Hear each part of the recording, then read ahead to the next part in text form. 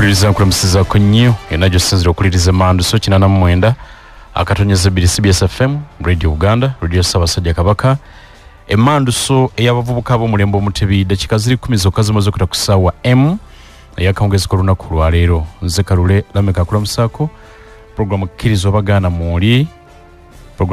bagana mwoli tuli ku kizimbe Masengere otusinziira okuweereza yonajjo sinzira okuliriza bingi bikoze amawulire wano mu ggwanga n'ebweru waalyo naye ebisinga biri bweru wa ggwanga waliwo ennyonyi eyagudde olunaku lwajjo ennyonyi ya Buyindi yabadde yolekera eggwanga erya Bungereza ng'esimbula mu Buyindi eyo yabaddeko abantu 242 kyategerekese nti 241 baafudde omuntu omu yeyalamye ku nnyonyi yonna eyabadde yakasitula ku kisaawe ky'ennyonyi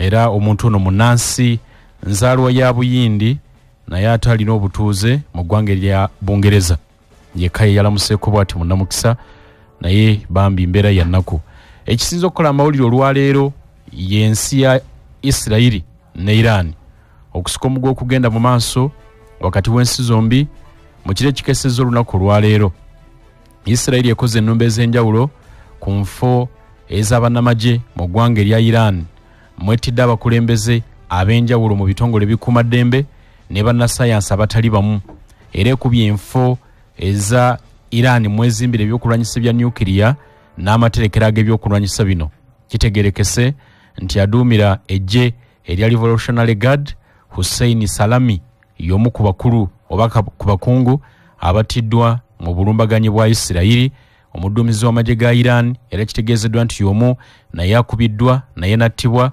ebikompolo ebimu bigenze mu kibuga Tehran eky'eggwanga lino wabula bino nga bibaddewo omukulembeze omusukkulumu mu ggwanga erya Iran Supreme Leader Ayatollah Ali Khamenei alabudde n'agamba nti Isirayiri kyokoze tukitegedde tugenda kukwanukula mu nnyanukula ekyasinze okuba enzibu ennyo era akaseera wayise katono Iran n'ekasuka drones ku ggwanga erya Isirayiri Ssaabaminisita Benjamin Netanyahu n'aba IDF ekitongole eky'ebyamagye mu ggwanga oba eky'ebyokwenda mu ggwanga erya Isirayiri bategeeza nti emizinga gino ne budroni buzze ne babukwatidde mu bwengula era Ssaabaminisita Netanyahu n'alabula n'agamba nti wadde nga Ayatollah oyogedde ebigambo ebyo nti mugenda kutulumba temutukanga ffe nga Isirayiri tugenda kwongera ate okubalumba tubakube we tulowooza nti waliwo ebyetaaga okukuba okukkakkanya ebizibu ebiyinza okujja era mu budde buno amawulire genda bakamajja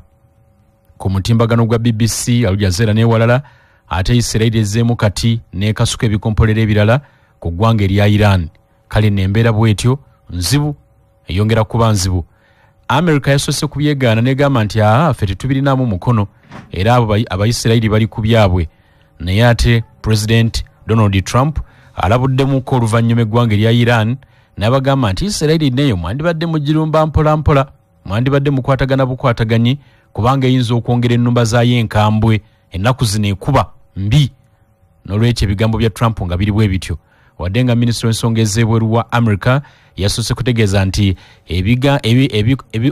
ebikolwa ebyokulumba Iran nga biva mu Isirayiri bonga America tebabirinamu kakwate wabula naye yalabudde Iran nti naye mu mbeera bweti togezaako n'olumbagana ebitebe byaffe eby'enjawulo kale nno mbeera ya bunkenke nnyo wakati wa Iran n'eggwanga erya Isirayiri ebiyinza okuvaamu mpawa ayinza okubimanya naye kati Iran ezzeemu Isirayiri ezzeemu n'erumba kakati katulabe ekigenda okuvaayo Iran ekomawo naki nina aba Straight Talk batudde ddala wano Karo Kalungi ku lwa Straight Talk ne Save the Children tulamuseeko balungi abatuwuliriza mbalamusizaako amannya nga bagogedde nze Karo Kalungi nkola n'ekitongole kya Straight Talk Foundation ate ffe abakwasaganya ensonga z'abavubuka mu ngeri ez'enjawulo nga tubatuukako nga tubasanga mu byalo byabwe naye oluusi nga tubatuukako nga tukozesa radio ez'enjawulo nga CBS ng'olwaleero bwe tuli ku CBS okulaba nti tutuuka ku muvubuka asukka mu omu era nsanyuse nnyo okubeera wano Okay. ku CBS. Toyaziza tulina omukulu gwe tugenda okuba naye leero tugenda kwogera ku butonde bwansi Carol agenda kulambulula omulamwa gwaffe ogwaleero n'endagala mwami Kintu Herbert asooka tulamuseeko coordinator owa Wakiso District Farmers Association. Abalungi abatuwuliriza njawo otula mukisa guno okusookera ddala okubalamusaako neneebaza ne CBS olw'omukisa gwetuwadde okubaako wano okujja twogereko gye muli nga tukubaganya ebirowoozo ku mbeera ya obutonde. Erinnya Kintu Herbert era nga nze nkwasaganya emirimu gy'ekibiina ekigatta abalimi mu Wakiso ekya Wakiso District Farmers Association. Okay. Yazize nnyo. Hassan, Hassan Migedi tulamuseeko. Mbalamusizaako gukwate mukugudde ku level yo. Mbalamusizaako nnyo abawuliriza Emmanduso 89.2. Erinnya lyange nze Migadde Hassan nga ndi muweereza mu Straight Talk Foundation ekola na Save the Children ku Kyengeza Health Center 2. Okay. Era nga yenze Vice Chairperson wa Nature Power. Nature Power chichi? Nature Power oba amaanyi g'obutonde youth group ekyengeza oba group y'abavubuka ensaale kusaawe n'okulwanirira obutonde mu Kyengeza. Mulwanirira butonde bwansi. Yes. Mwami Kintu Herbert. Esibo. Aba Wakiso District Farmers Association mulimu ky'okusinga? Aba Wakiso District Farmers Association kye kibiina ekigatta abalimi abali mu mulimu gw'obulimi n'obulunzi mu Wakiso District. Era nga ekitongole ekyo kiriwo okutumbula embeera z'abalimi nga kiyita mu kulima ennima ey'omulembe. Okay. Carol Kalungi mu bujjuvu yanjula omulamwa gwa leero. Neyanziza mwami Lamek. Tukimanyi oba babadde tebakimanyi nti buli 5 omwezi guno eggwanga lyonna lijjukira oba li celebrating nga kye bayita World Environment Day. Ng'olunaku luno lwateekebwawo okujjukira nti tuyina okulaba nti byonna bye tukola tetukosa butonde. Kubanga Lamek waliwo abantu bangi, waliwo ebintu bingi ebikolebwa nga byonoona obutonde. Nga bwe tujja okuba nga tubiyuliriza mu bavubuka be twasisinkana oba ne abakulu be tulina muno mu studio be bajja okuba nga balambulukuka. So olunaku lwa leero tuzza okubyogerako okulaba nti abavubuka baffe nga be bali abakulembeze ab'enkya bakoze batya okulaba nti tebakosa butonde. Tumanyi nti programu eno esinga nnyo okutuukirira abavubuka abawanduka mu masomero, ate nga tukimanyi nti balina emirimu mingi gye bakola okulaba nti bafunamu akasente. Naye tukizudde nti mu mirimu egyo emimu gye bakola mulimu emirimu egikosa obutonde. Kyetuva tuzza wano okulaba nti biki ebyo bye tusobola okukola ffe nga tuli wamu okulaba nti tuprotectinga environment yaffe oba obutonde bwaffe. N'olwekyo kyekituleese olunaku lwa leero, ng'ate tukimanyi nti n'ekitongole kyaffe ekinene NEMA nakyo kyateekawo ebikujjukujju era ebikujjuko era bajja kubanga ba celebrating ndowooza ng'omwezi guno guggwawo. Bo bagamba celebrations zino zijja kubeera eyo ekigezi era nga bajja kuba ba celebratinga nga mu wiiki esembayo mu mwezi guno. Okay. Ampulirize Manu Sokoli. Megadde ekibiina kimoge bakitaani? Mukulu Lamek ekibiina kiyitibwa Nature Power oba amaanyi g'obutonde Kyengeza. Ani yakitandikawo? Youth group. Ekibiina ekyo kyatandikibwawo abavubuka abakunganira ku ddwaliro mu kusookera ddala mu programs za Straight Talk. Kati ne program y'okusala empenda z'okukuuma obutonde bw'ensi ne ziyingiriramu awo okusinziira ku mbeera gye tuyitamu mu kitundu kyaffe oba oli awo nga terina mu kitundu kyaffe kyokka ne mu bitundu ebirala mu Uganda. Mbeera ki eyo eyabasokaasoka okukitandikawo? Embeera zino zeeyolekera mu bintu bingi naye nga okusookera ddala mulimu essaawa eno okubuzaabuza kw'embeera y'obudde nti kati si kyangu kutegeera season oba enkuba etonnya ate ng'ekitundu kye tuwangalira mu kitundu kya bulimi weekanga nga kukyuka kw'embeera y'obudde kuneno kuttattanya emirimu emingi oba oliawo ekiviirako n'abaana era okuwanduka mu masomero kubanga abazadde bwe baba balimi enkuba ne batagifunanga emala weekanga nga abaana bawanduse mu masomero. Olw'okutema emiti olw'emirimu okuli nga okulima okugaza ebifo eby'okulima ng'ate gitemebwa gyonna obutazibwawo omuli nga okukuba bulooka mufa abavubuka ababeera bawanduse mu masomero kubanga ebyokukola bibeera bitini mwe muli okwokya amanda kati bwe tukitunuulira nti byebimu ku biviiriddeko okukyukakyuka kw'embeera y'obudde tetukitutte nga nsonga ntini ne tusalawo tubeeko kye tukola nga tuyita mu kusimba emiti oba oliawo embeera ejja kujjanga edda mu nteeko. So kyemukoze kiri kimu kyokka kusimba miti? Tusaasanya meseji yaffe oba tutambuza obubaka bwaffe oba okukuuma obutonde bw'ensi mu bintu eby'enjawulo oba mu nkola ez'enjawulo.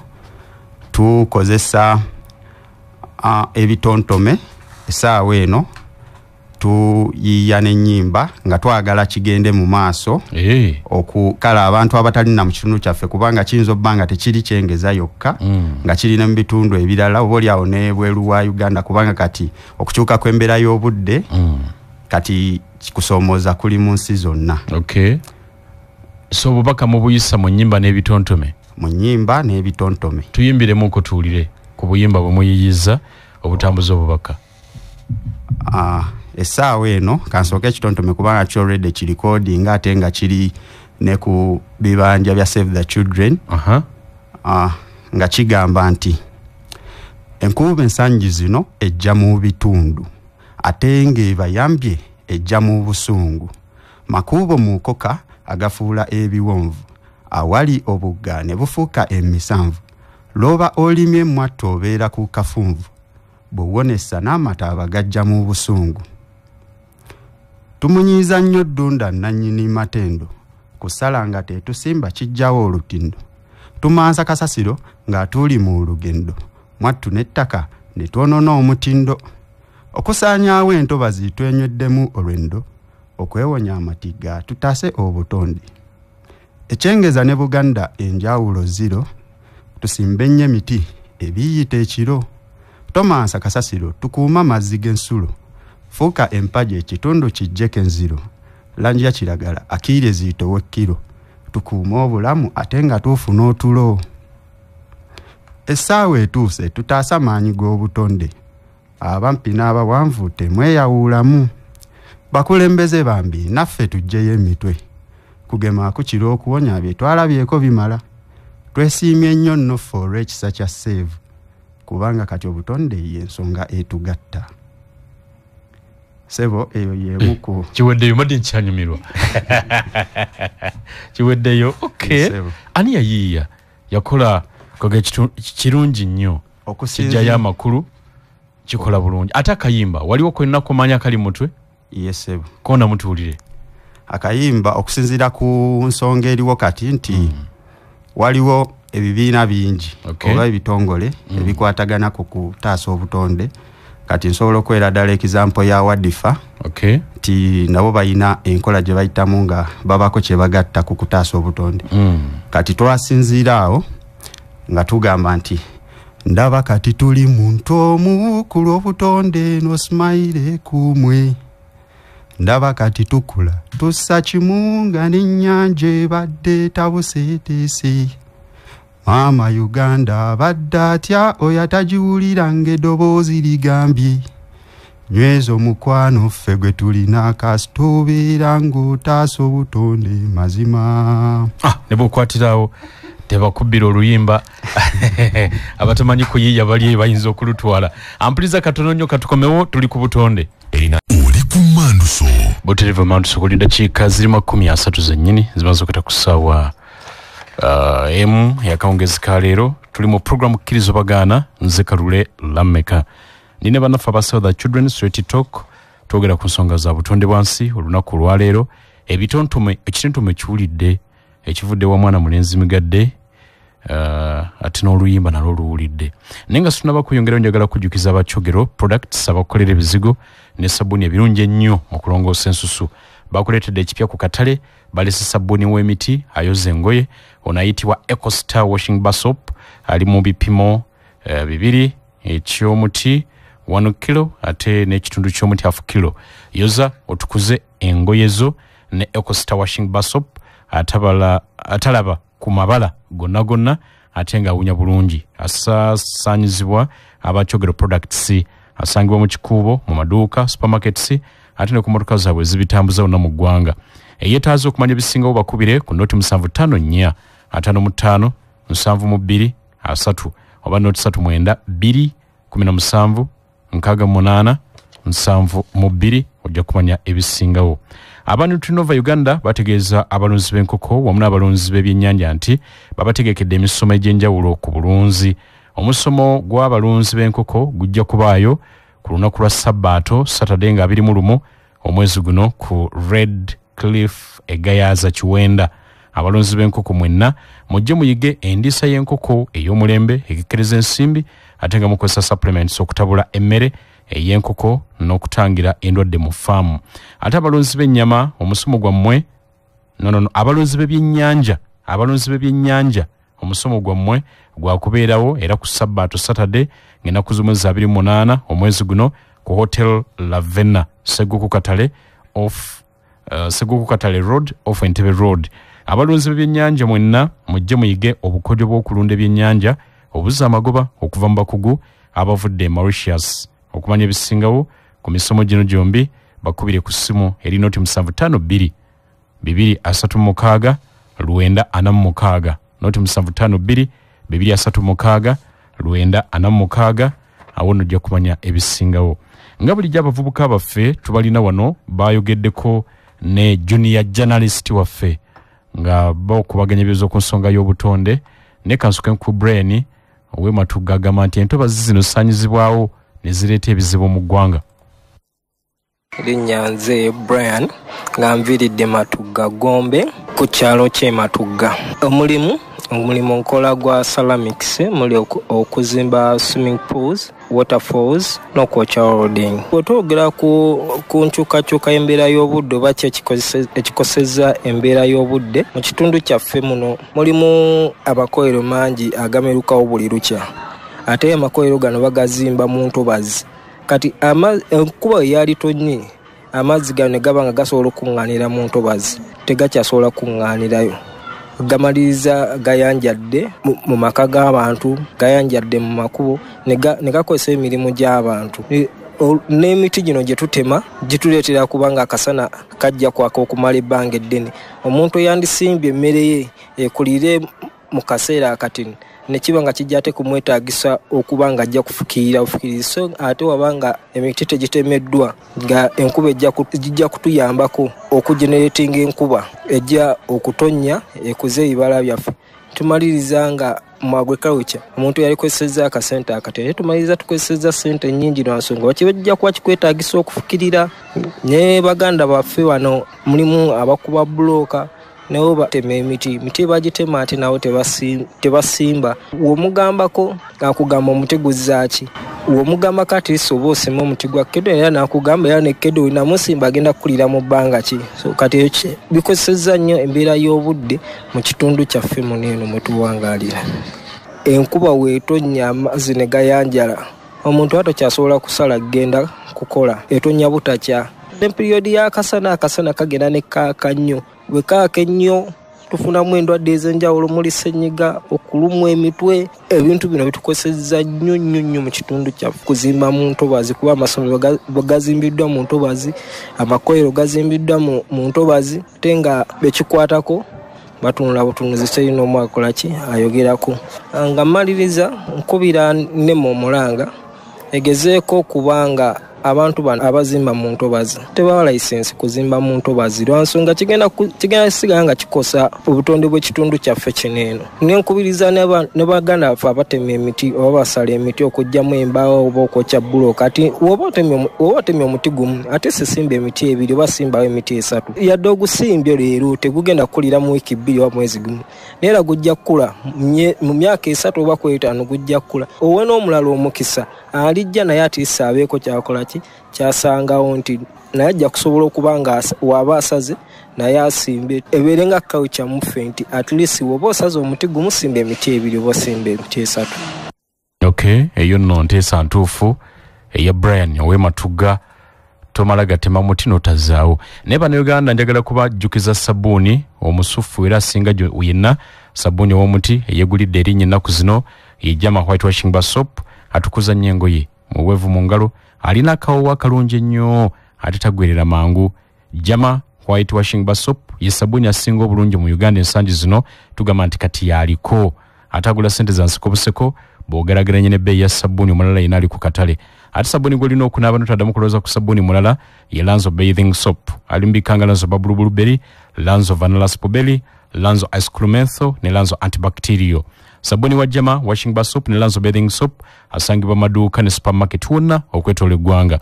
Mugezeeko tugenda kwejjusa bw'onookozesa oyo ogenda kulaba nga naawe muli onyumirwa ng'ensi ogiraba etandika okukuwoomera mu ngeri emu oba endala. Njagala kujjukiza ne Forest Resort Lweza kifo kya kuwummuliramu genda erwezaawo kisangeyo bakwanirize kubanga bali baaniriza nnyo ate ne bakuwa obuweereza nga bwebo balina ebisulo ebirungi wagazi osobola okuteeka omukolo gw'engeri yonna bafumba bulungi emmere eya wano n'ey'ebweru w'eggwanga Continental Foods buli kimu weekiri swimming pool weeri buli lwakutaano babeerawo ne live band ng'olwaleero n'omuyimbi ow'enjawulo baatusumuludde eddawa ly'ekyuma kiri mu kwogera so nga n'ebirungi ebirala bingi balina ebisulo birungi balina ekibira kugamba bali obeera mu nature buli olaba ku muti n'olaba ku kibiki ebintu ne bitambula bulungi akewookeeko kofuna genda ku Forest Resort Lweza mukwano wummuleko genda ku mutimbagano lebe bakola oba obukinge wali mu abava ebweru kuma Uganda kuwummula wano wemwetaaga genda ku mutimbagano www.forestescaperesort.com www.forestescaperesort.com oba genda Lweza ku luguudo lw'Entebbe nga tonatuuka Kajjansi ngodde Kajjansaawo ogenda okubasanga ne bakubira essimu eri noti 7 noti 8 521 995 oba noti 778 333 486. Tuyina wano Henry Kasimu ono naye wekyengeza Kasimu ono mukubi w'amatoffaali naye alina emboozi ku butonde bw'ensi. Erinnya Henry Chai Kasim nga nina emyaka 23 era nga mbeera wano kyengeza. Emirimu gye nkola nnima ate era partly nkuba ne blog. Ndi muvubuka mu group gye bayita Nature Power naye enkyukakyuka y'obudde mu kitundu kyaffe ekyekyengeza twagenda okulaba nti yenkulu nnyo. Mu kitundu kyaffe ekyekyengeza temuliimu miti gimala. Ekyokulala abantu balima mu bitoogo. Kitegeeza wetland bakoze eki bazisaanyizaawo. Wenjogera ku kiyala eky'ebisasiro wetutuuka wali eri mu kitundu kyaffe ekyekyengeza era partly eggobera wabeera akatale kyo si kirungi n'akamu. Amazzi tegakiira mu ttaka naddala ng'enkuba etonnye. Mu kitundu kyaffe abantu batema nnyo emiti ng'ate tebakola ki tebagisimba. N'ekirala abantu abalima mu kitoogo ebitoogo byonna babisaanyizaawo. Kati ate n'ekirala olaba nga ebitoogo babisaanyizaawo ne basendeyo kasasiro w'ekitoogo kyennyini ne bamusembeza mu mazzi. Amazzi tegafuna kkubo kyekireeta ekintu kye tuyita floods. Amazzi kitegeeza wegajja nga tegalaba kkubo gagenda kusaasaana mu nnimiro z'abantu ezo ennyini abo bennyini abalimye mu kitoogo zisaanyewo emmere ate babeere nga nabo amaanyi gaabwe gafiiridde bwerere. Ebiseera ebisinga enkuba weba etonya nnyo ate n'omusana okujja okwaka gwaka nnyo.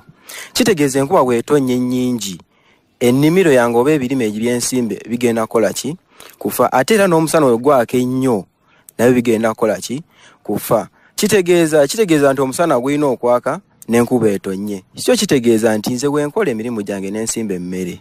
Teeka ne example nti mkoze plan ya kusimba mu gwokubiri oba mu gwokusatu naye kati omusana ne gwaka nnyo ebiseera ebyo kitegeeza kigenda ku affecting emirimu gyange nti essuubi lye nandibadde nteekamu okufuna ensimbi mu budde nga bukyali ate era zigenda kukola ki kweyongerayo okugezaako nyinza okukola programu yange nga omwaka ogwedde bwe nagikola bulungi ne ngamba nti ngenda kusimba kasooli omwezi ogwokubiri naye mu kutereeza ennimiro yange bulungi mu January omwezi ogwokubiri we gwatuuka nendinda enkuba ekole ki etonye wabula nali awo ng'enkuba tetonya omusana gwokka omwezi okuggwako enkuba egenza otandika late ate nze kye nali mbaze kyali kirala nnyo nali nina essuubi okulaba nga emabega w'emyezi 3-4 mbako ne ssente zeefuna okuva mu nnimiro yange ey'akasooli gye nali nsuubidde okola ki okusimba naye ate n'ebikyuka olw'enkyukakyuka y'obudde. Ekirala tukuba bulooka mu kitundu kyaffe tukimanyi bulungi nti mu January enkuba eba tetonya omusana gwe gwaka kati nembeera awo ne ngamba nti wekuba bulooka mu January kankube mu January emyezi ng'ebiri egijja mu maaso enkuba we naatandika nkole ebirala n'ekyomukisa omubi ate era nagera nesanga nti bwe nkube bulooka mu January jjukira omwezi gumu mbasobola kuzimaliriza ki bulungi kati ate we ngamba nti nyeyongere mu mwezi ogwokusatu nkubeyo ate kati awo enkuba eba egenda kwonoona ate wejja ejja bubi neyonoona ne gano genyine gembadde nkoze eki gembadde nkubye. Kali webale nnyo ebigambo bye tebiggwa malojja bibadde binjinji naye katubikomyawo. Nabatanze Shadia yono muyizi myaka 17 kati ate yalina ku ludda olwo olw'abayizi bambi babonaabona olwa abo abasanyiza obutonde bw'ensi. Amanya gange nze Nabatanze Shadia nina emyaka 17 era nga nviira Kyengeza. Nsomera ku Canaan High School Seganga Wakiso ndi mu siniya ey'okusatu. Ku nsonga yaffe okusinziira mu kitundu kyaffe abantu bagenda ne basenga mu ntobazi saidi yaffe abasoma okusinziira nti enkuba esobola okutonnya buli lunaku nga tewumuzaamu. Mu 2018 twafunako scenario enkuba yatonya buli lunaku nga tewumuza kati amazzi ne gabimba ne gajjula mayanja mawulira yabumbulukuka n'asala ekkubo lyonna n'atwala ebisolo by'abantu abaali babeerawo abaddiridde entobazi y'amayanja. Then kati ffe abaali basoma twali mu biseera bya kola pepa abamu abasinga okufa abatalina transport tetwasobolanga kugenda kubanga abantu baalinga bayitira eri Masoliita nga gye bagenda nga bazadde abaana balina ssente nga bo babateeka mu transport ne bagenda nga bakomawo ate ffe tetwalina pepa tetwasobola zikola. Kati owaffe omwana yali asomerako Nampunge Community High School bagezaako bagasale bamusaze naye teyasobola n'afa. Ekyaviirako amazzi ago okusengawo wonna ne gasala abantu baali balumyemu bawo baazimbamu kati nga amazzi tegayina n'amazzi nago ne ganyiiga nga we gatonya tegayina we gagenda kuŋŋaanira nga galina kusala. Nze ngamba tulina okukola okuvunuka obuzibu bwe tubeera twoyolekedde okusanga. Tulina kukunga abantu balekerawo okulimira mu ntobazi, balekerawo okusengamu, balekerawo okutema emiti, benyigire mu kusimba emiti, mu kutema emiti nga basimba n'emiti. Okay, birowoozo bya mwana muto. Katono nnyo migadde nti kaweefube gwe muliko. Yes sir. Kusomoza ki okusinze okubagwira namuga nti bino bitulemesezza.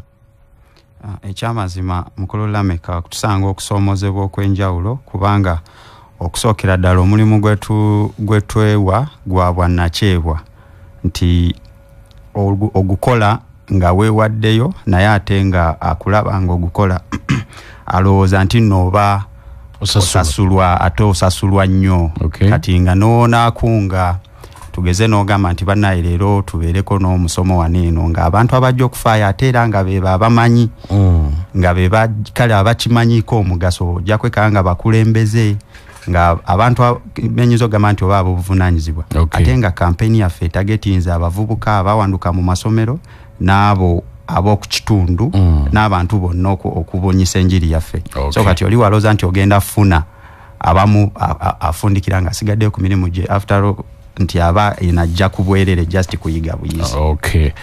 Ampuliriza dakiika zidduse afande Sekajja Godfrey agenti ali kumandu saatumbudde aba straight talk mwebale nange nkubuuzizaako nga tugenda mu kumulamu okweyagala kwabajukiza Tabula Properties Limited kampuni etunda mayumba n'ettaka lya byapa ate bya bwannannyini bakwanjula estates zaabwe nyingi. Ganda estate balina okuva ku milioni 7 okutuuka ku milioni 6, Bukalango milioni 2 okutuuka ku 25, Luunga milioni 15 okutuuka ku 18, Nkowe milioni 18 okutuuka ku 25, Namusera milioni 3 okutuuka ku 4, Chikandwa 15 okutuuka ku 18, Bombo 15 okutuuka ku 17, Katende 13 okutuuka ku 15, amasanyalaze n'amazzi weebiri. Ebbeeyi eyo ejja mu nsawo n'ekibanja mpula akkirizibwa.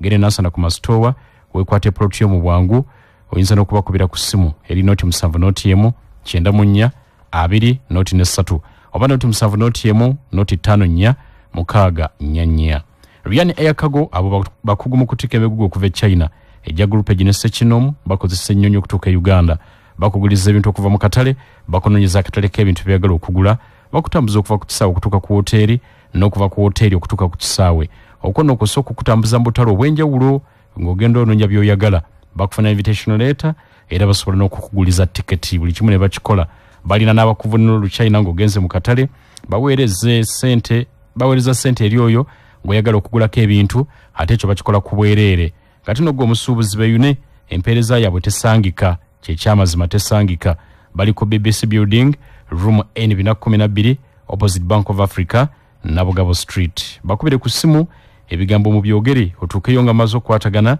eri noti 7 noti 152 331 oba noti 762 799 885 Brevard Suns Lodge bali Kalangala betoloddwa butonde genda yowumuze ku bulamu bakola bingi bafumba emmere eya buli kika ebyensula birungi breakfast ebaawo lunch ebaawo dinner swimming pool guided first walk or live band steam sauna gym campfire bouncing castle ate emiwendo gyabwe mirungi mu byonna oba oyagala nakukola pati ya ku mazzi balina MV Brevard speedboat nga muli ku nnyanja kuli museeyeeya ne bwemusala keeki bwe mudigida bwe mwekuba obuwuna nga muli ku mazzi kwegamba obulamu ne butambula.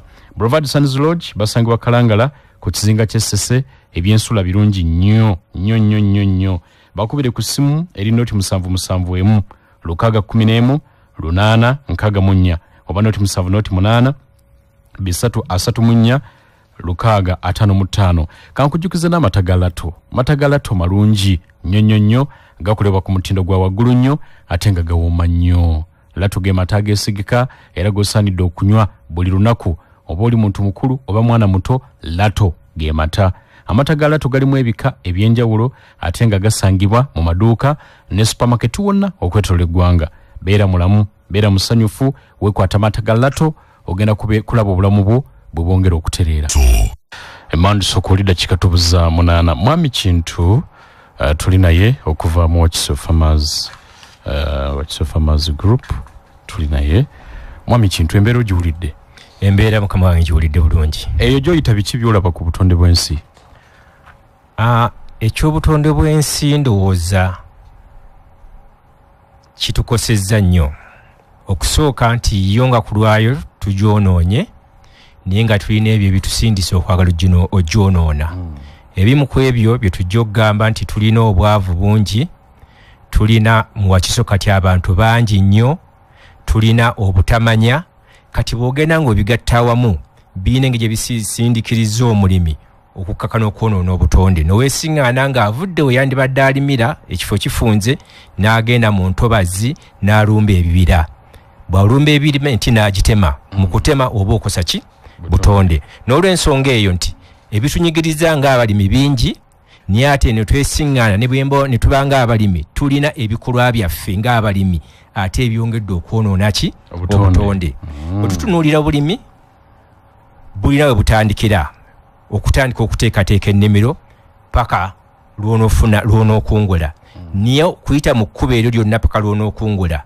buli stage eyonoona obutonde nja kuwa ekyokulabirako ntandika okulima ennaku zino abalimi baffe bajjamu obugayavu bano obwavu n'okuba tebakyalina bulungi ssente okufuna abantu bakolere oba balongosiza ennimiro gyabwe badda kukozesa ddagala eddagala eryo lyonoonye nnyo obutonde kuba woolifuuyira lyokya bwokya lyokya obutonde ng'omuddo lyokya obutonde obusiriŋŋanya obutonde tuno obutuyamba okuzimba ki ettaka ate oba okozesedde ettaka eddagala eryo likulukuta paka mu mazzi n'osiŋŋaana nti n'amazzi ge tunywa makyafu oba galimu ki galimu eddagala ebigendo tukosa bwe tutunulira ensigo zitukozesa bazireeta bazipaakinze mu plastics mu buveera kati abalimi baffe bamala okugyamu ensigo ezo ebyo byazijjemu bye badde bapaakinzeemu amala gasuula ebyo ne byongera okwonoona ettaka kuba kaba tekavunda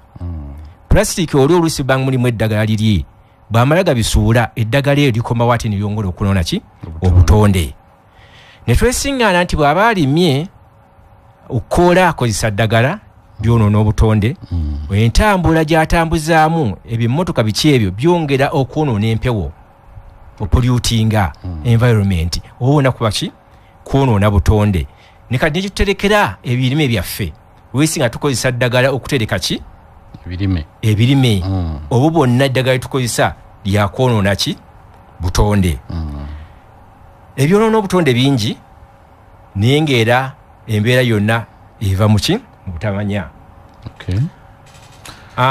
Tusaze magezi ki?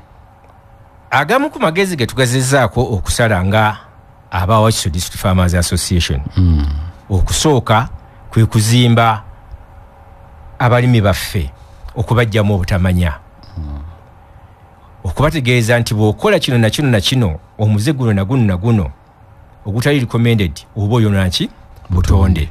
Era mu mbeera eyo ffe ng'aba Wakiso District Farmers Association twettanidde nnyo okutumbula ennima ey'ekintabule agroforestry omwo nga mwe muli okulima omuti mwe muli okulunda n'okulima ekibirime ebya bulijjo ne tugamba nti mu nnimiro yo fuba okulaba nga olimyemu omuti abasinga basimba misimbe omuti omusimbe togulabirira ne bw'oba nti ogulimye oteekayo obwongo n'otandika okugulabirira ne guba nga gukula bulungi n'oba nti we guli ate osobola okuba nga osobola okukola ki okulimirawo.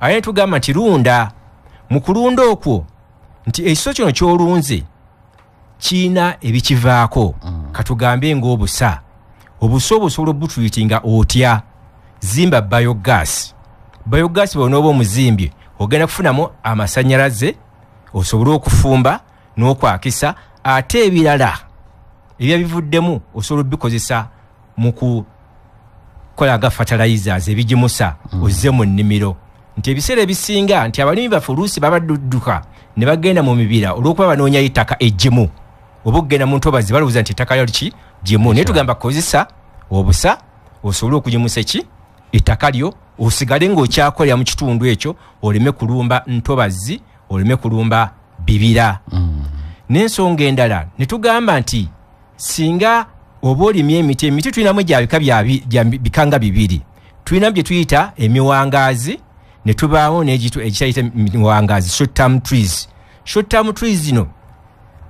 gikula mangu osobola okufunako enku mu nku zino tugamba abalimi baffe era tubasomesezza okuzimba ebyoto ebikekkereza enku nti ajja kukozesa short term trees ezo aleme kugenda ku bibira oba ku miti giri gitemaatema akozesa short term trees kuba short term trees bw'amala okutema n'ajjako byawo ebisolo okulya kati nga kalyandra ate obuti obusigaddeko bw'afumbisa ng'akozesa ekyoto kyaffe ekikekkereza enku n'ebirala bingi kakati akadde kadduka njagala kufuna amasimu ngabi naye nga tugenda mu masimu ensonga ya kasasiro tugikutte tutya waliwo ebicupacupa biveeraveera bisse nnyo obutonde oyinza tuwa kigambo ki eri abannayuganda bali abawulira?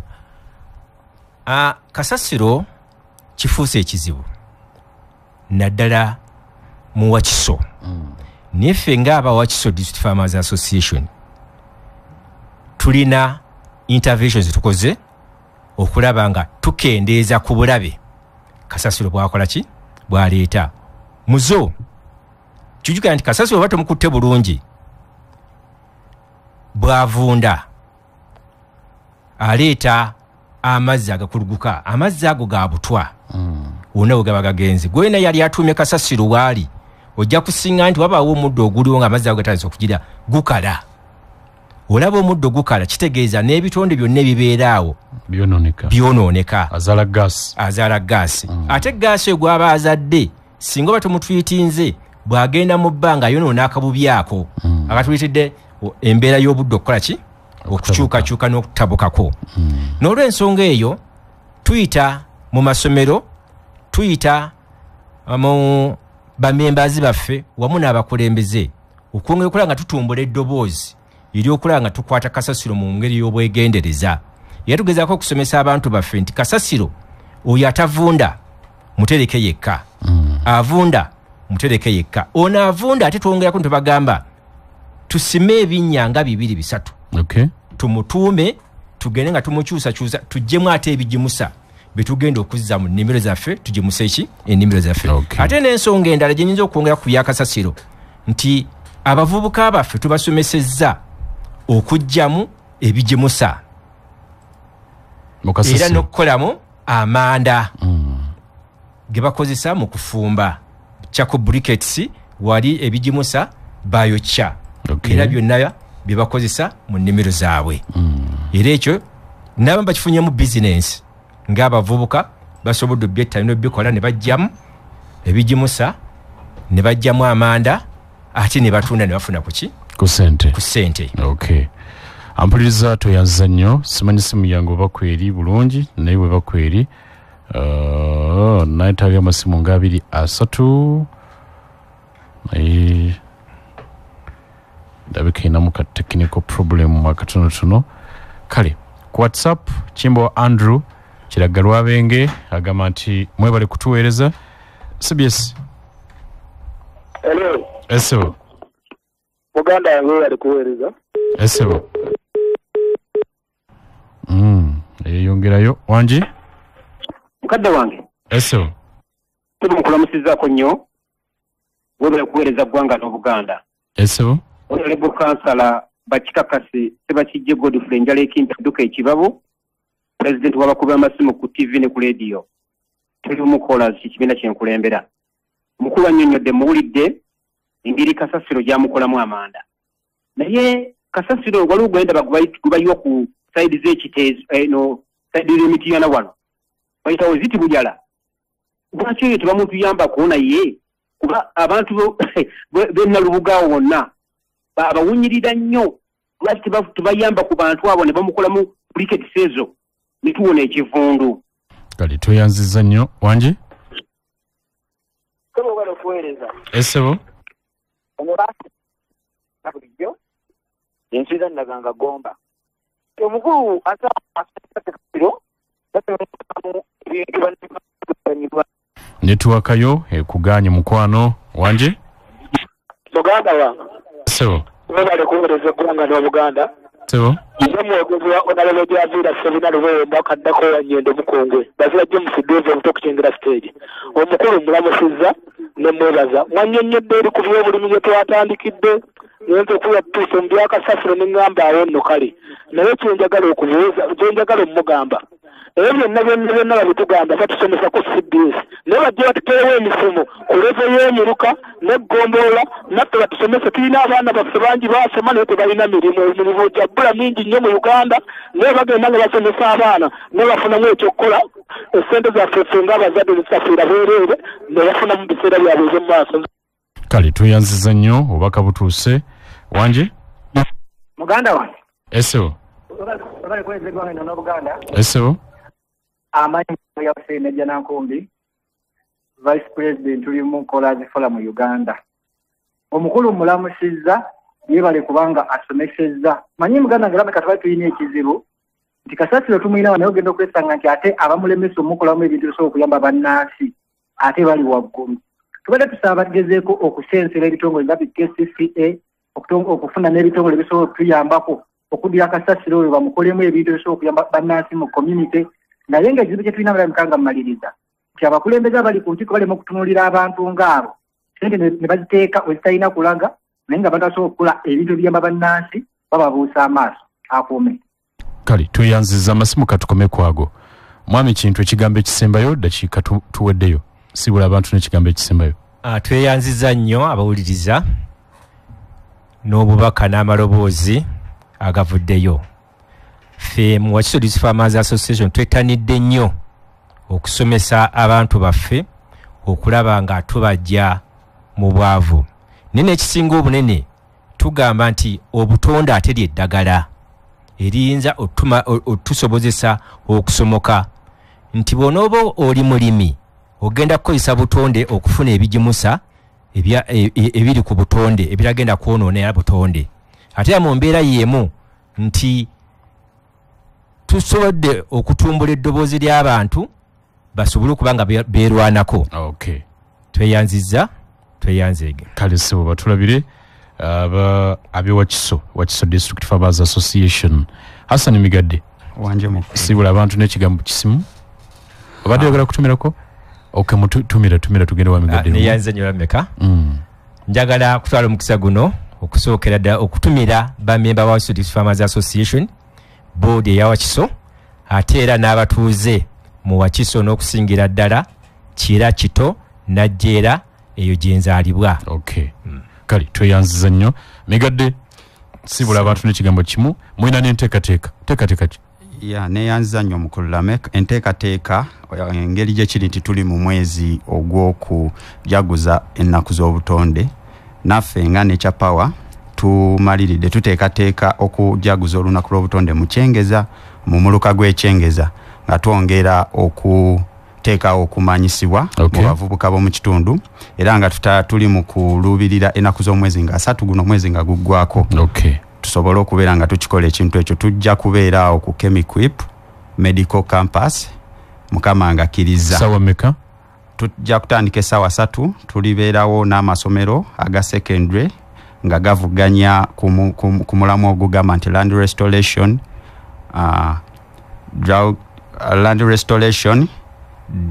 desertification and drought resilience. Okay. So mu lw'ensonga eyo twebaza nnyo Save the Children olw'okubeera nti no basobodde okubeera nga batusupportinga ne twebaza nnyo enkolagana gye tujje mu campaign yaffe eno bamulukunga mu muluka gwaffe.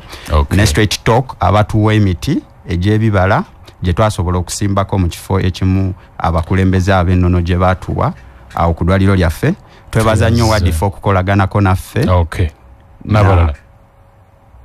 Kale tweyanzanya kadde kawedde batulabire tumireko kale mangu kadde kaweddeyo.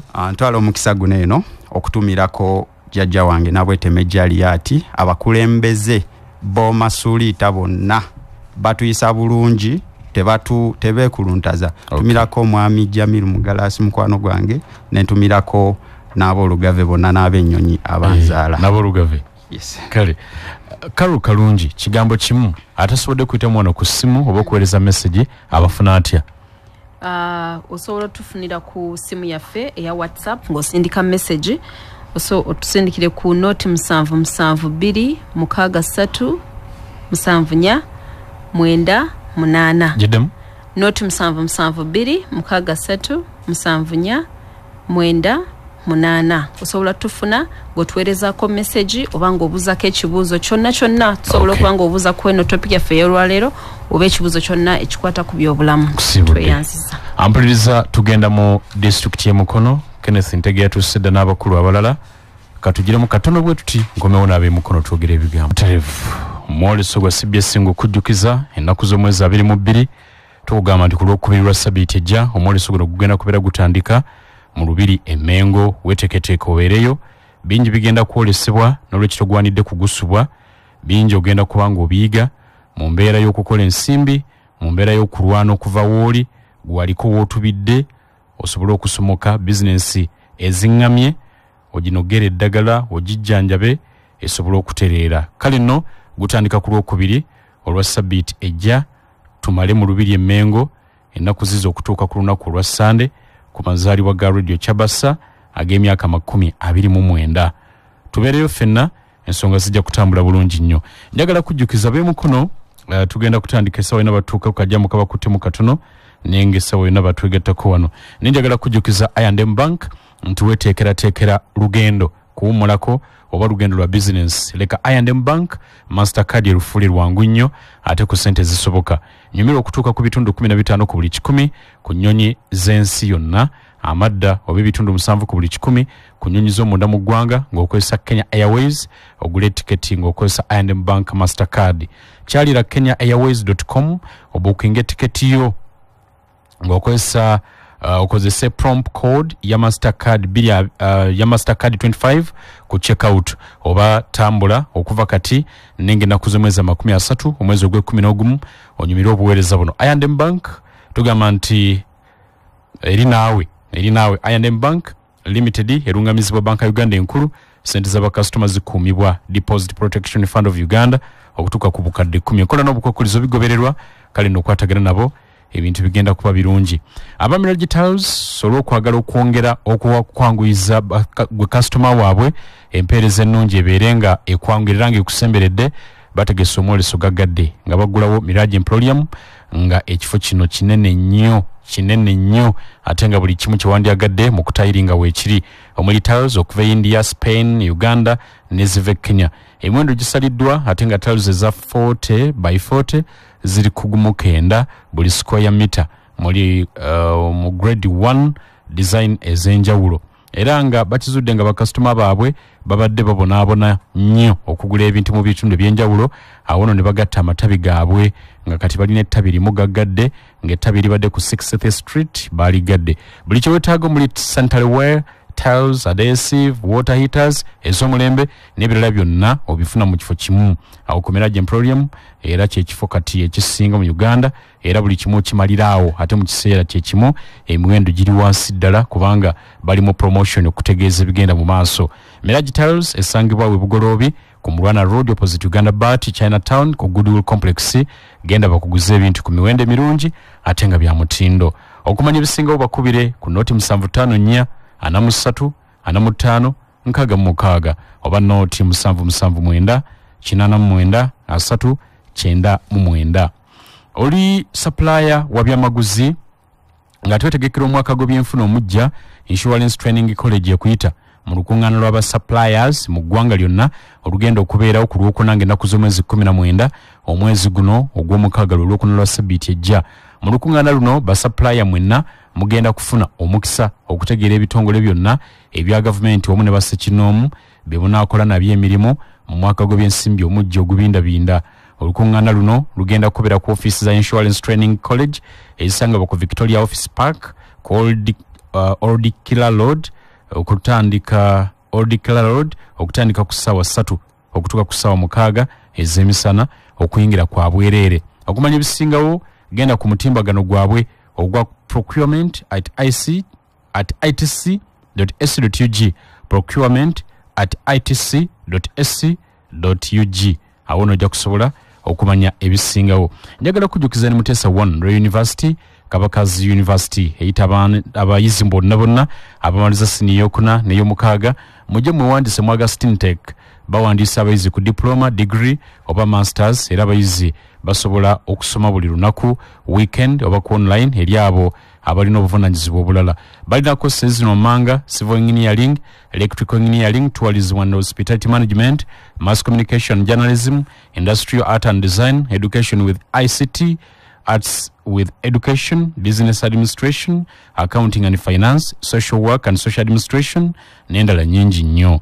Okuwandiisa kugenda mu maaso nga osobola n'okugenda ku mitimbagano oba ku mutimbagano gwabwe ogwa www.mru.sc.ug www.mru.sc.ug oba kyalira Mutesa 1 Royal University e Masaka City Kirumba Main Campus oba Mengo Kampala okumanya ebisingawo. Esimu kokuba eri noti 752 65 83 92 oba noti 7 noti 6 87 noti 2 75. Mutesa 1 Royal University, the only Royal Chartered University. Njagala kwebaza kubeera bawuliza balungi ab'emukono kajja mukabakutte mu katono esawo yonna batwegattako kubuuzizaako mukadde Mayanja kiryo kya SDA ng'enti batumbudde ekiryo kya n'abalala mubale kubeera ku manduso. Kamboya kayimba kano katono, kayimba kano kapewosa katono ab'emukono nga bwe batwegattako.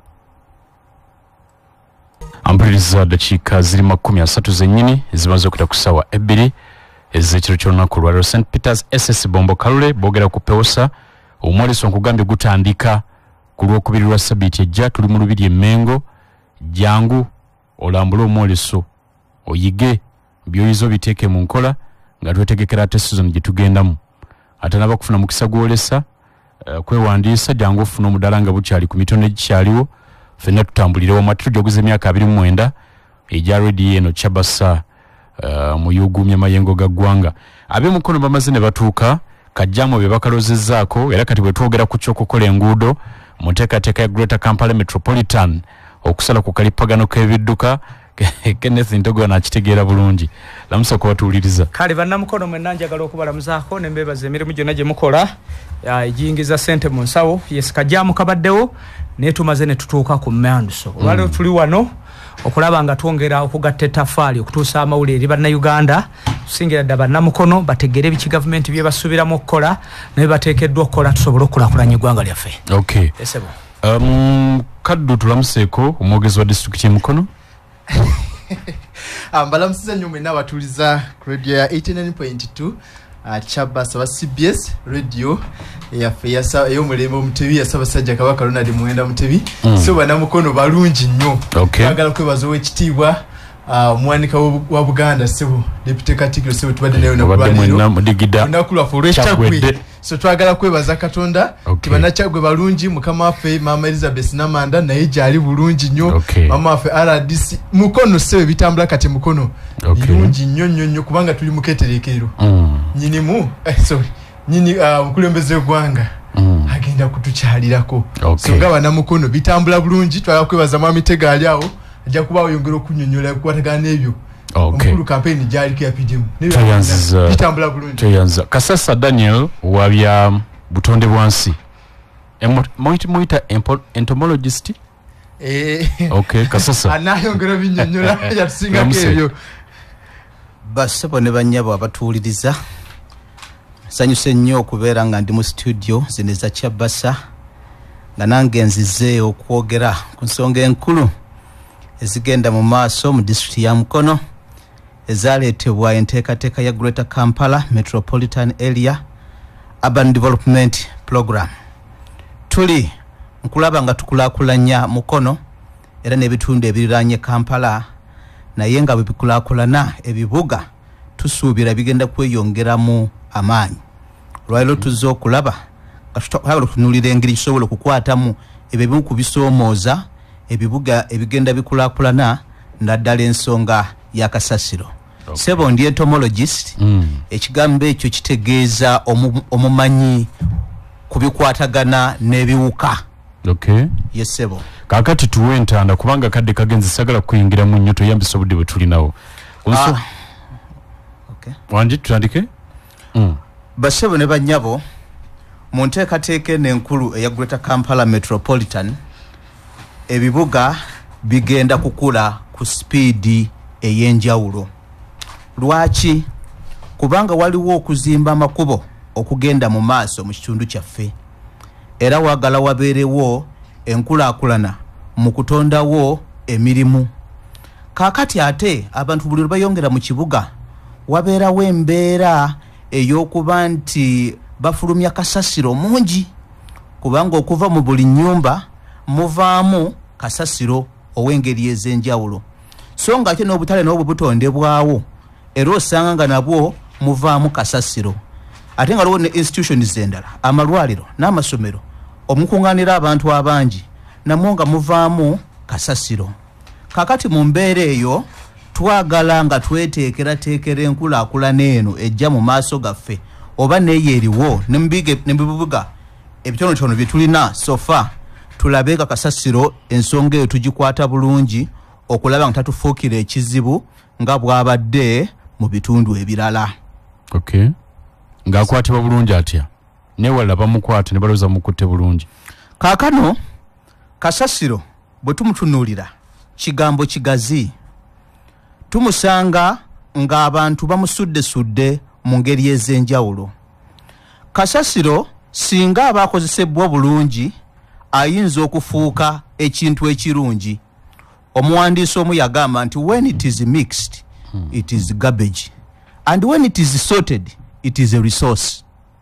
Garbage kitufuuka ekintu ekitakyalina mugaso. Naye ate tukizudde nti kasasiro bw'abanga ateekeddwa bulungi ate bimuvaamu ebyenjawulo tubisanga nga bya mugaso. N'olwekyo twagala abantu ba mukono batuuke ku ddaala erirowooza nti ekyo kye tuyita kasasiro ate kisuuka okusobola okufuuka ekintu eky'omugaso ekiyinza okukozesebwa. Amateeka agafuga eggwanga lino nago gakyogerako nti kasasiro bw'abanga akuŋŋaanyizibwa bulungi era n'abeera n'asunsulwa bulungi nnyo naddala nga tusinzira eyo gy'asibuka gamba mu nnyumba zaffe oba ku masomero oba ku malwaliro, olwo nno afuuka mangu, afuuka mulungi mu ngeri ey'enjawulo kubanga asobola okukozesebwa mu ngeri entuufu.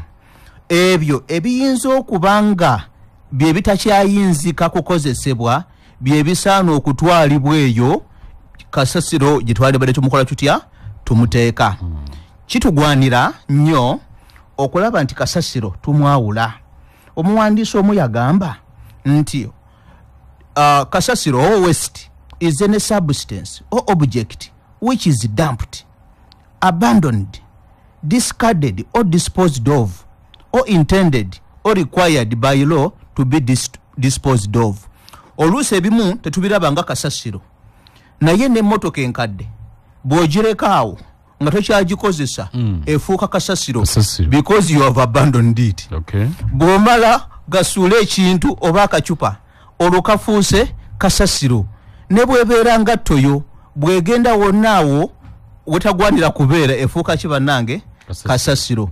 Kale nno bwe tuba tumwawudde ne tuteeka empapula zokka, ne tuteeka pulasitiika yekka, ne tuteeka ebivunda byokka, ne tuteeka gilaasi zokka, ne tuteeka ebyuma byokka mu ngeri ez'enjawulo, osangayo ababyetaaga ne tubibatwalira ne babifuna, tugenda okulaba ng'ekibadde ekizibu kifuuse ekyangu gye tuli.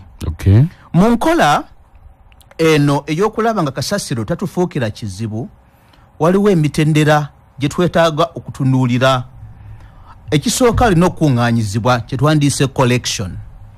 Ekirala yeetaaga okutambuzibwa. Naye ne bw'aba nga atambuzibwa awaako waatuukira n'abeera stoward. Ate eyo gy'ali bw'aba nga ayinza okuleetayo obuzibu ayinza okwetaaga mu treatment aleme okufuuka owaki ow'obulabe. Olwo nno ne tulyoka tumuteeka mu kifo ekituufu nga bwe kigwanira. Eriyo kasasiro asobola okukozesebwa n'okolamu ebintu ebirala nga kye tuyita recycling. Oyo plastic bwazibwayo mu mafactory asobola okukyusibwamu era nakola plastic ki endala. Kasasiro oyo avunda ate ayinza okufuuka nakavundira n'akozesebwa mu ngeri ey'enjawulo nga ekigimusa mu nnimiro zaffe. Naye waliwo ekika ekiyinza okuba eky'obulabe. Gamba kasasiro oyo ava mu malwaliro olw'okuba emirundi egisinga akwatagana n'omusaayi, akwatagana n'endwadde. Oyo enteekateeka ye esaana kuba yanjawulo. Era mu malwaliro mwandibaddemu ebintu ebiyitibwa incinerators. Kaakati kifitas omwana avuddemu ekyo kiteekebwewa. Omuntu akutuseeko omukono ekyo kiteekebwewa. Kale oba ekintu kivunze kiteekebwewa. Ebyo byetaaga incineration. Era amalwaliro gasaana okuba n'enteekateeka ekola ku kasasiro afaanana bw'atyo. Mu nteekateeka ey'okulaba nga kasasiro tatufuukira kizibu, twandyegendereza nnyo okulaba nga tetufulumya mungi. Tetwandifulumiza kasasiro mungi bwe tuba tusobola okumwavoidinga. Okiraba singa ngenze okutema ekikajjo waliwo byensobola okuleka mu nnimiro ne sijja nabyo waka. Okiraba kakati ensigo gye sigenda kulya lwaki ate njireeta eno gye mbeera enfuukira ekizibu. Amatooke bagasiba nateekako ebyayi nateekako buli kimu kyonna n'ebikolokomba. Kaakati ebyo byonna bwe tumaliriza bifuuka kasasiro. Singa waliwo engeri gye tusobola okulaba nga ebyo tubiziyiza kiyinza okutuyambako okulaba nkasasiro atufuukira kizibu. Era mu nteekateeka eno kitugwanira okumanya ebyo ebisobola okukozesebwa era bikozesebwa bitya. Eyo nsonga nkulu. Ebyo ebisobola okuzzibwamu ne tufunamu ebirala nabyo ne tubikola tutya ne tubikozesa mu ngeri esinga okuba ennungi. Mu bibuga obuvunaanyizibwa obw'okukwata kasasiro ono wadde nga ebitongole bya gavumenti bivunaanyizibwa okulaba nga kasasiro tabeera mu bantu, naye ate abantu be basinga okuba n'obuvunaanyizibwa okulaba nga kasasiro bamukwata bulungi ssebo. Era waliwo enkola etteeka erya gavumenti eryogera ku nsonga nti no the polluter pays, balita polluter pays principle. Nze bwe ngenda nengula enkoko nenjitwala ewaka ne bagifumba ne mmala okugirya nensanyuka ate nendyoka mpita gavumenti entwalira amagumba, sibeera mutuufu. Nvunaanyizibwa okulaba amagumba gano galina kugenda wa. Nzalidde enkoko naye bwe ngasuula wali ate ne gafuuka ekizibu mu community mwembeera n'omulala n'agattako amalala tufuuka ekizibu eri abakulembeze n'obukulembeze obututwala. Abantu tuli bangi gye tubeera era mirundi egisinga bw'osanga mu bibuga osanga ng'ekizibu kinene nga ebitongole ebitwala ebibuga nga tebiyinza kujjawo kasasiro yenna mu bungi mwe tumufulumiza ne bimumalawo.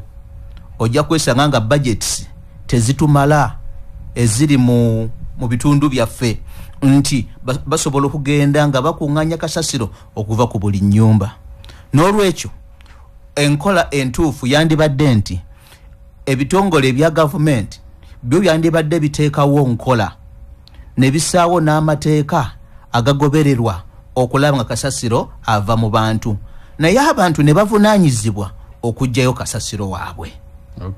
Era ssebo njagala okutegeeza nti mu nnyumba yange nze nvunaanyizibwa okulaba nti ebyo ebivunda mbiteeka awagenda ebivunda ewaka wange nensunsula ebyo ng'obucupa nabyo nembiteeka obucupa ebikola butya. Ate balirwana abe nabo yabannyonnyola bakola kyekimu. Kaakati mu mbeera efaanana bwetyo bwe tuba n'ekitongole ekitujjamu kasasiro oyo kisobola n'okujja nti olwaleero tutwala bivunda byokka ebyo ne bigenda ne biva mu community.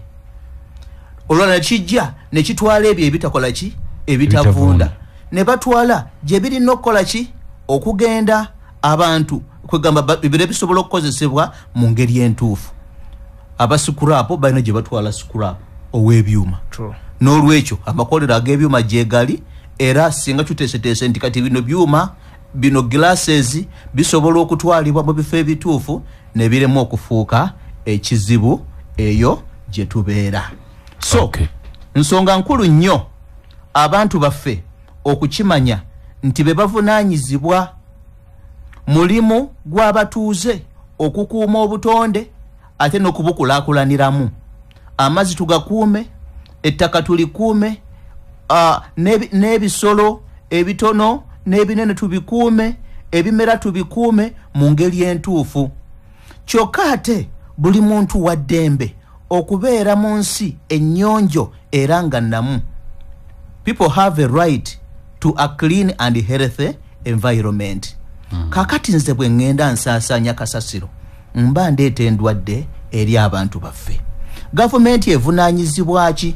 Gavumenti naye evunaanyizibwa okulaba nti ekuuma natural resources, ebintu ebyo ebyomugaso ebyobutonde gye tuli, nga amazzi ge tulina, ng'ebibira bye tulina, nga entobazi ze tulina, n'ebyo bye bayita ecologically sensitive areas, ebifo ebyenkizo nga bya mugaso nnyo eri obulamu bw'abantu. Kasasiro tasaana kugenda mu ntobazi, kasasiro tasaana kugenda mu mifulejje. Kino tukiraba bannaffe emirundi mingi ng'omuntu mu kibuga bw'aba alongoosa wakolera bw'ayera kasasiro asindika mu mifulejje.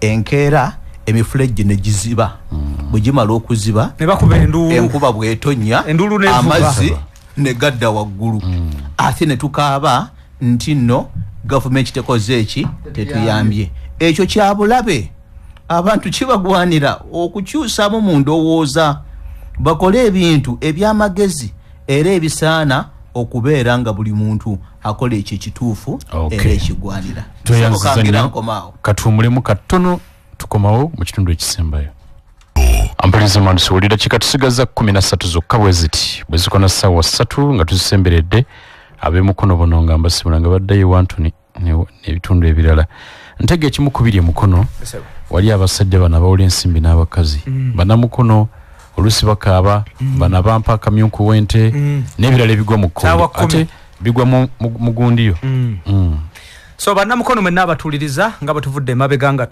tujja tubannyonnyola amateeka gano gavumenti geekola abantu okweyongera okugategeera obulungi basobole okukola bizinesi zaabwe nga banywedde olwaleero tuli wano etteeka ly'obutale twalisoosootola ne tulikuwonako kakati olwaleero tuli wano okusoosootola etteeka lino lye bayita erya Money Lenders Act erya 2016 akawaayiro cap 273 omukulembeze w'eggwanga liteekako omukono ennaku zimu nga 5 mwezi ogw'omusanvu 2016 etteeka lino weeriri nga lirambika ebibiina by'obwegasi n'abantu abawola ensimbi mu kampani zaabwe lwaki etteeka lino kkulu nnyo etteeka lirambika engeri omulimu guno ogw'okuwola ssente gye gulina okutambulamu obwayiro bwonna obulimu nga bwe tunaagenda tubuyigako buyamba eyeewola ne buyamba n'omuntu oyo awola ssente n'olwekyo etteeka lino okusingira ddala litunuulidde ani etteeka lino litunuulidde abantu abali mu bibiina by'obwegasi omuntu yenna okuwola ensimbi mu kibiina ky'obwegasi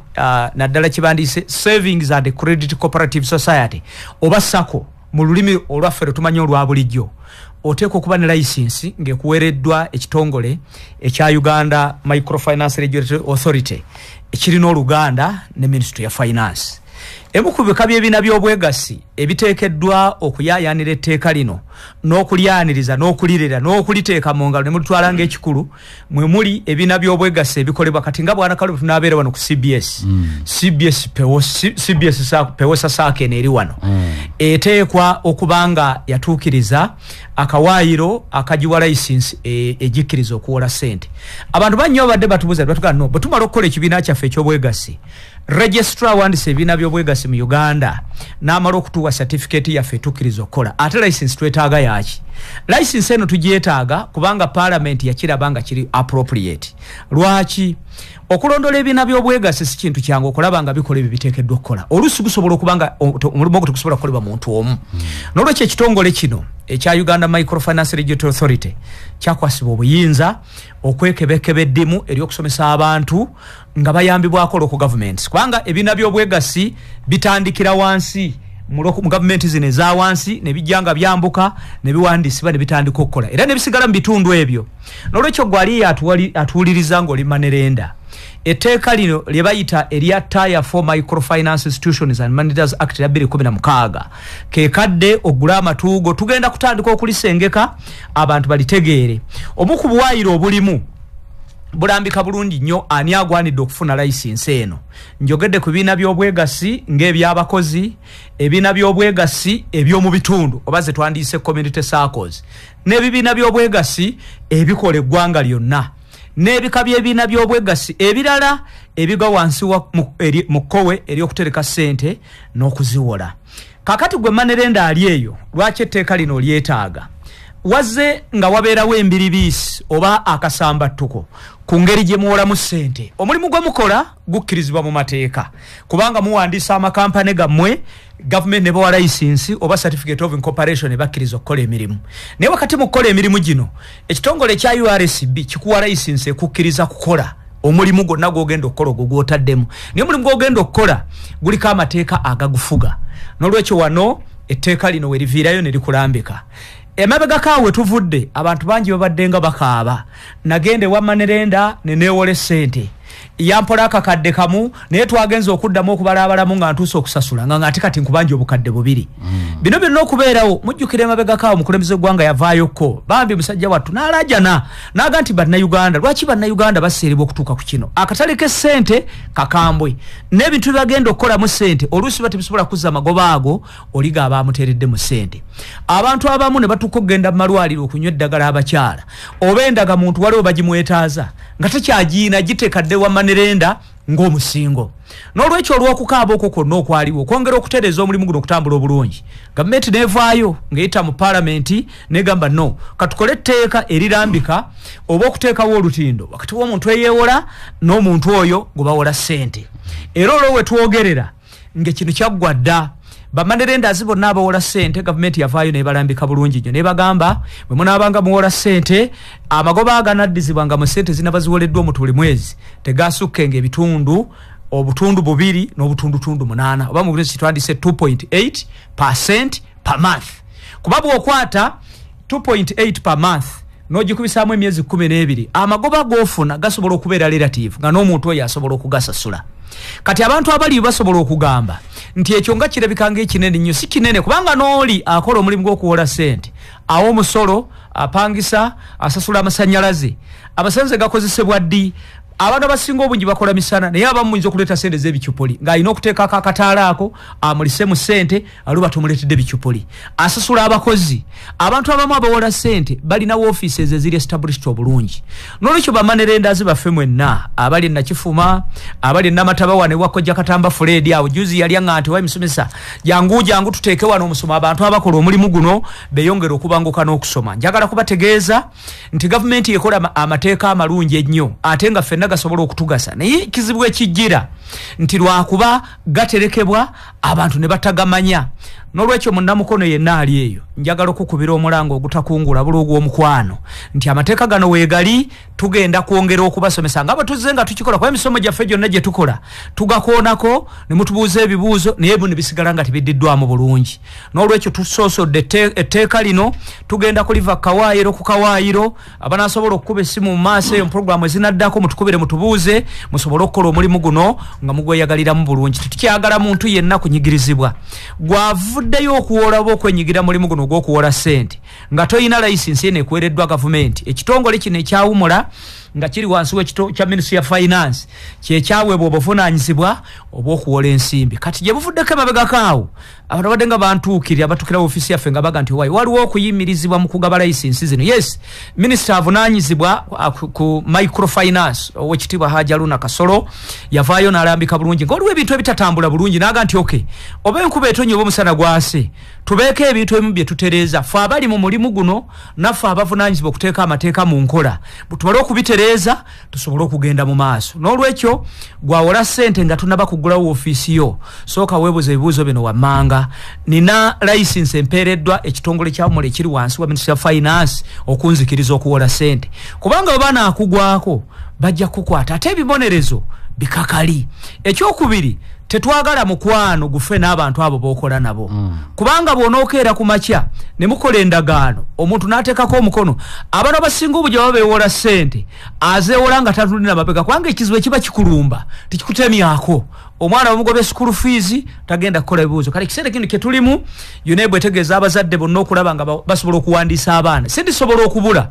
nadduka ewa manerenda agenda agiyo ssente naye ate kalule tetujja kugamba bantu nti abantu bajja kugenda bamanerendas bajja kugenda kubanga buli muntu alina ebizibu ebyaki ebyenjawulo emiteeko gya ssente gyonna gavumenti etaddewo emyoga mu categories 18 abagendeyo bagende kati wano waliwo PDM wabbali ku lusebenju bano bafuna mpola nkola lubuto lwokka ebintu biganye tebitambula bulungi muzeeyi agambye genda ku muluka gwo otuule olwanire ensimbi zino ozifune ogenda okola emirimu nojja nakwesanga ng'emiliyoni eno agamba temumala tandika okozesa ezo bwe kibanga kiganye olyoka ogende wa manerenda tetwagala gamba nti omulimu guno gwa manerenda mbi no mulimu mulungi nnyo kubanga gulimu abantu abayivu gulimu abantu ab'emitendera egy'enjawulo abantu abakola omulimu guno okusobola okubanyumira obulungi balina okutegeera etteeka wakolera nga gavumenti emanyiiwo bulungi gavumenti gyenjogerako yeeriwa wali kugombolola entenjerwawo kugombolola ekatosi kugombolola na Kifuma Naggalama Town Council kugombolola ekimenyedde ng'abakulu abatwala eggombola bamanyi nti eno business eri wano era etambula bulungi kati omuntu ali eseta namuganga obe na Kifuma wanajaga nze wano aba council bajja ne bampa license trading license twagala twawule ebintu bibiri license eyokuwola ensimbi ekuweredde kitongole kya Umura ekiri wansomesa finance ne license ekukkiriza okukola emirimu egyo egy'obusuubuzi ekuwereddwa eggombolola era license ezo zaawukana lwaki ndi kumpewo wano njagala okwongera okutangaza bannamukono mwenna abenyigira mu mulimu guno omulimu guno mulungi kubanga bw'oba ogutandise ng'otuukiriza ebisaanyizo byonna nga ne kampani yeekola tewali muntu yenna ayinza kuyimiriza gukola ng'abantu b'okolagana nabo bakutegedde nti oyina ebiwandiiko ebikukkiriza okukola ate n'endagaano zemukola zisobola okuba nga ziri mu mateeka bulungi ng'omaze okufuna license eno n'olwekyo mwenna mbakubiriza olalo tuzze wano okusosola etteeka njagala mutega amatu gammwe programu zonna ezigenda okuddako tujja kuba tutambula kasavu kanyama nga butukubira essimu nga mutubuuza ebibuuzo byammwe nga tubiddamu sibulira ddala batuuliriza n'olwekyo mwenna bannamukono abatuuliriza akawungezi ka leero ku 94.2 Manduso twagala okubebaza kubanga mutega buli lunaku ffe tubeera wano CBS yafuuka yaffe nga bannamukono okwongera okunnyonnyola bannamukono biki gavumenti byekola mateeka akigeeresi nga gagenda okuyamba abantu n'olwekyo twagala Mukama Katonda batukuumire mwenna musule bulungi obudde bukeere ku makya mugende mukole muyingize sente naye nga ngenda nkubiriza mwenna abafunye sente za PDM ensimbi zino muzikozese bulungi bannamyonga mwenna esente abazitwala nga temusasula poliisi tubeegayiridde president yagamba oluvannyuma lw'emyezi 2 oluvannyuma lwa mwaka gumu yatwala ez'emyoga sasula oluvannyuma omaleyo toyanzize nnyo Mukama Katonda abatukuumire toyanzize nnyo toyanzege kaddu eddakiika nno nina 2 ne watikosaako emu ekigambo kimu tusiibule ate n'omukulu atusiibule dakikemu mukama naye okusookera ddala njagala kwebaza banamukono abatuuliza ne bannayuganda bonna kubanga batukuza obulungi obutagambika kkiriza mukama wange omukulu ayogedde ku nsonga ezimu naye nga twagala okwongera okujjukiza bannayuganda ne bannamukono bonna nti bwe tuwogera ku nsonga y'obutonde kulaba butale tuyinza okutereeza ndala West Management ekigambo kikimu ffenna twongera okukolera wamu nga tugambye nti ebiseera ebisinga ffe balabi ab'obutonde bw'ensi ffe banansi n'ekyo ze njagala bakubiriza twefubeko tulabe nga twongera okubulwanyisa okubanga obuyonjo bubaawo mu maka buli kimu kibaawo kirungi gyo olunaku lugo twabadde kkome naye nga bwetunulira embeera eriyo abantu bennyini kumpi byebasinga okuweretera so endwadde naye nga sebo mu ngeri enjawulo kkiriza nebaze aba Greater Kampala Metropolitan Area abatukoze obulungi obutagambika geza nga bannamukono nti bwetunulira enteekateeka yaabwe eno buli lwe bukya babawo ekipyate kibakola ki kyebatuleetera n'olwekyo twagala kubebaza olw'okutuwanirira olw'okutuyamba olw'okusupportinga nga bannamukono naddala okulaba nga enkulaakulana yaffe ey'okuweereza bannamukono eva ku ddaala ate egenda ku ddaala eddala kugeza nga mu nsonga eno ey'obutonde kkiriza mukama wange nga maliriza malize n'ensonga kwebaza bonna abadde olunaku lwaleero ku kitebe kya disitulikiti emukono nga tujaguza olunaku lw'abannamagoye mu nsi yonna mu nsi yonna twagala kubakulisa twalina omugenyi wekitiibwa Rebecca Kadaga yabadde omugenyi omukulu tubakulisa mwena abaddeyo mungeri njawulo omukulu agambye Isaac Walugembe assistant RDC buyukwe akwebazize olw'emirimu gyonna naye n'akubiriza bannamukono bonna okwongera okuba enaku z'omwezi nga 22 nga te twaniriza omukulembeze w'eggwanga nga twagala kwebaza nnyo mwebale nnyo mwebalire ddala eddakiika tewera bwana Kasasa Daniel sibula batuuliriza bannange mwebale nnyo okutuuliriza ensonga eri nti oyo ateekawo kasasiro yavunaanyizibwa okumugjawo era mbakubiriza okulekerawo okusuulasuula kasasiro buli we musanze abalina ebizimbe amasomero oba ekidduka kasasiro oyo atandikira mu nnyumba yo oba mu kizimbe kyo oba mu ssomero lyo gw'omuvunaanyizibwako yesebo kale Katonda abakuume abazzeeyo mukono mirembe amina ampuliriza nze Kalule Lameka tugenda mu mawulire n'Olivia Kwagala mbagaliza weekend ennungi abagenda okusinza olunaku olw'enkya sabbiiti ennungi Katonda abakuume Ssaabasajja Kabaka awangaala.